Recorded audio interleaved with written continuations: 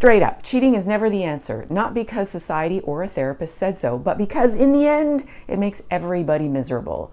Unless the cheater is a psychopath or a narcissist, she won't respect herself, her man will feel betrayed if he finds out, and the relationship usually implodes. Bottom line, cheating sucks. Don't do it.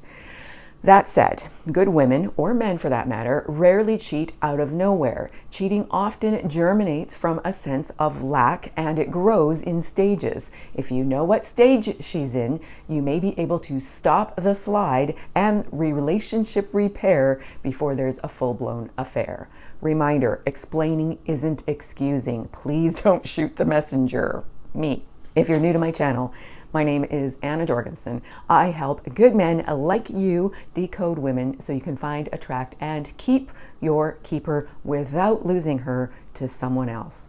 Welcome or welcome back to Just the Tip. I'm so glad you're here. Okay, some of this may be difficult to hear and accept, but it could save you from the potential pain of betrayal, because sometimes men or women can unknowingly and often completely innocently contribute to their significant other feeling a sense of lack and longing. Now, it goes both ways. Women also can contribute to a man feeling lack and longing as well.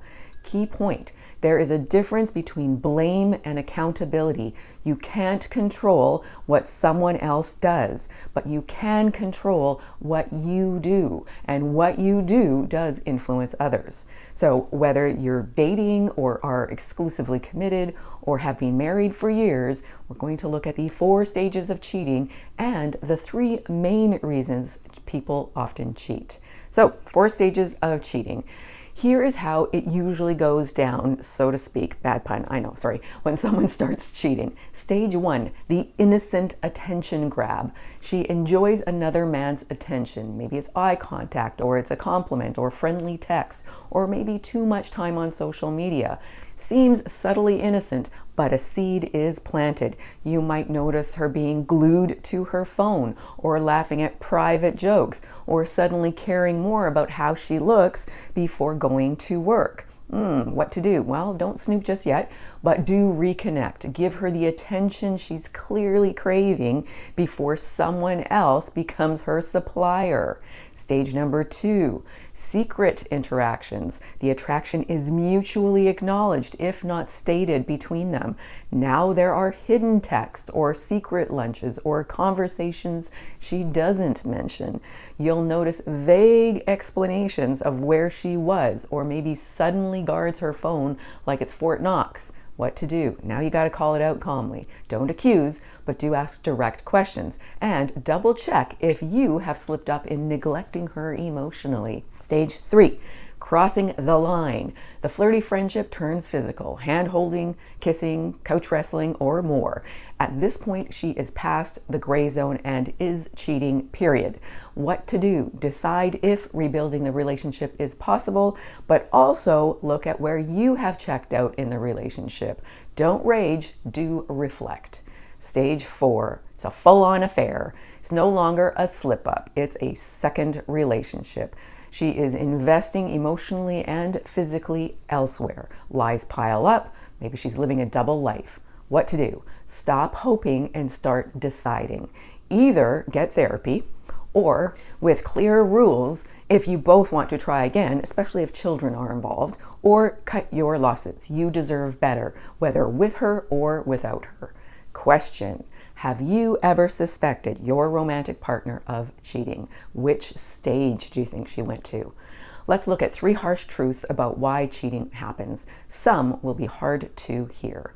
Why do women and men cheat? Number 1, if you chose poorly, the outcome won't be good. Now, that's not cynical, it's just reality. A relationship can only be as solid as the person you choose. You can learn every seduction technique, read every psychology book, and memorize every how to keep her happy tip on the internet right here with me. But if you choose a person who is selfish, dishonest, or addicted to drama, you can't save yourself there. Men often think they can fix a woman's baggage with enough love or money or patience, but that is a huge mistake. Character beats chemistry every time. If her baseline is shady, cheating may just be a matter of timing and opportunity. And it's the same thing for men. You can't build a solid relationship on a faulty foundation.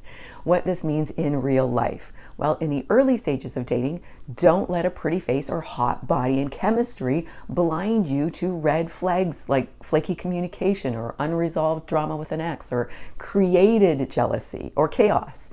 If you're exclusive but not married, well, this is your serious vetting stage. Vetting equals filtering for character traits. If she's already showing patterns of lying or manipulation, believe her actions, not her excuses. Vet so you won't regret. If you're married, you may already see the cracks, hoping she'll grow out of it or that kids or houses or joint bank accounts magically create loyalty is wishful thinking. Good character makes temptation boring. Bad character turns it into a sport. So before worrying about spotting the 4 stages of cheating or memorizing red flags, take a hard look at your picker. Choose well based on her values, beliefs, as expressed through her actions. If you do this one thing alone, you will dodge most of the bullets before they're even in the chamber. Maybe with number 3 as one potential exception. Okay, number 2. If you bait and switch, she might also switch to someone else. So fellas, catching a woman isn't a one and done like fishing. You have got to keep trolling her or risk another guy casting his line where you let yours slack. Watch my video, Unspoken Realities About Women Most Men Learn Too Late. I will link it at the end for you. It's very important. If you're slacking on the basics, attention, respect, affection, you're basically tossing some other guy your bait for him to hook what you're letting slip. If you went full throttle to reel her in and then turned into Captain Complacent, well, soon another angler is going to finish your catch. In other words, if you take her for granted, she will feel it. And if she is a good catch, well, someone else will pull out all the stops to reel her in, making your lack of attention, respect, and affection woefully obvious, especially if she's been making an effort for you.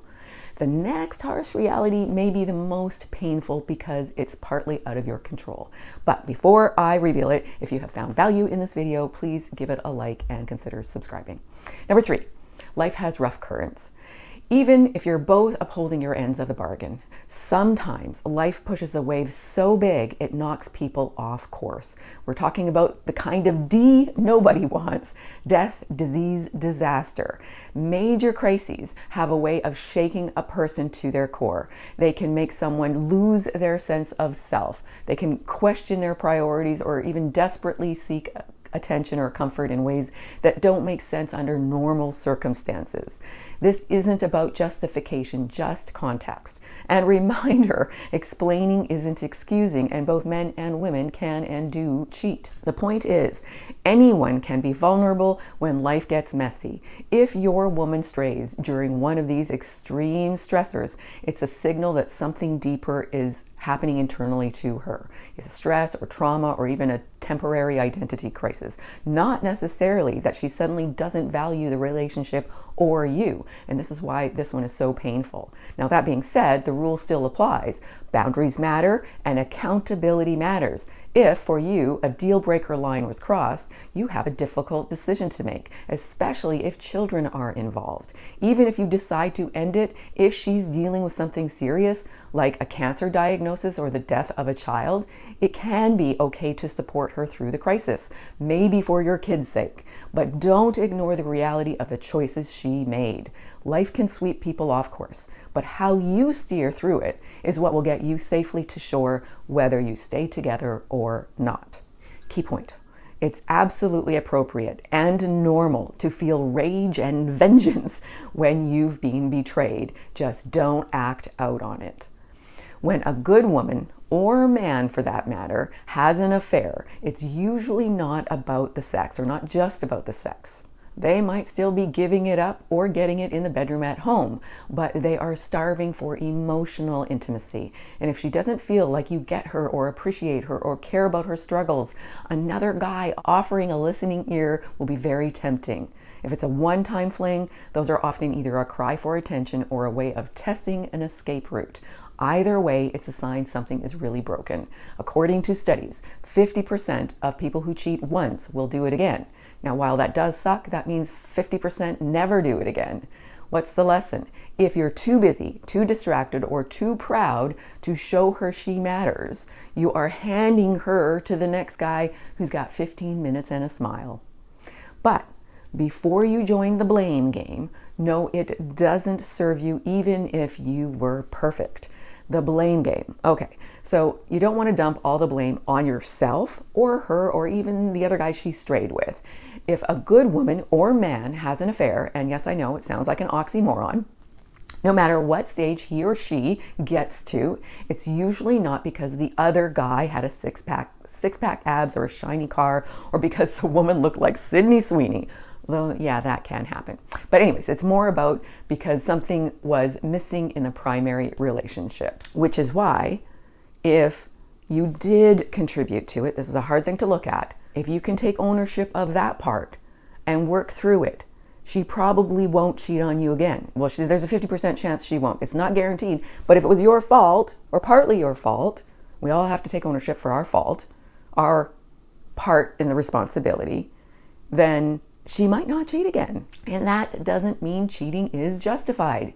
There is no justification for betrayal, even if there are reasons for it. However, it does mean, man or woman, if you want to do your best to prevent cheating, you must be brave and also look at your side of the street. Now, everyone in a healthy relationship needs attention, affection, and connection. If you ignore these needs long enough, no matter how loyal your romantic partner is, they may just find themselves opening to someone else who steps in where you left off. Cheating is never warranted, but it can happen. And your job isn't to police your woman 24/7, but to ensure you choose well and aren't leaving obvious gaps another man will happily fill. Bad pun. You can only do what you can do, but there is a lot you can do. And if the worst does happen, you won't wonder if you contributed to that end. An emotionally healthy woman who feels loved, appreciated, and desired by her man is far less likely to slip through your fingers like a slippery trout, and vice versa for the ladies. Be sure to watch the videos coming up, Unspoken Realities about women most men learn too late, and 12 urgent warning signs she's going to cheat on you soon. Big hug. I know this is a tough one. Lots of love. God bless.